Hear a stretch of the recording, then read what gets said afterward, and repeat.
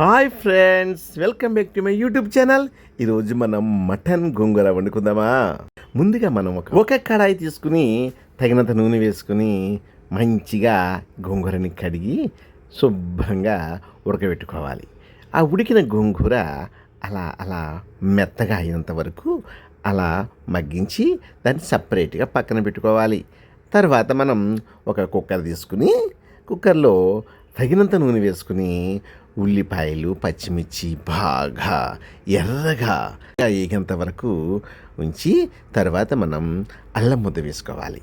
అల్లం ముద్ద వేసిన తర్వాత కొద్ది పసుపు వేసుకుని శుభ్రంగా కలిపేస్తూ బాగా కడిగి పెట్టుకున్న మటన్ను అలా వేసి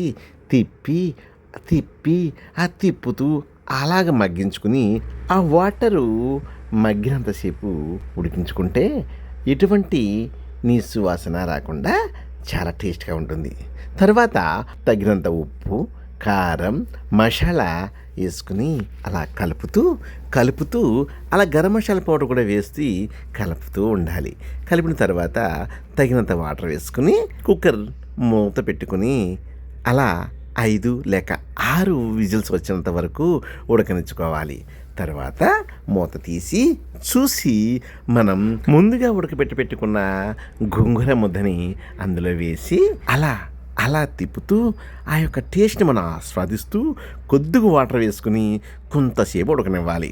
తర్వాత అదే బౌల్లోకి తీసుకుని ఆ వేడి అన్నంలో కలుపుకుని తింటే అబ్బబ్బబ్బా ఏమి టేస్ట్ అండి. ఈ రుచికల కూర కోసం మీరు లైక్ చేయండి, షేర్ చేయండి, సబ్స్క్రైబ్ చేయండి.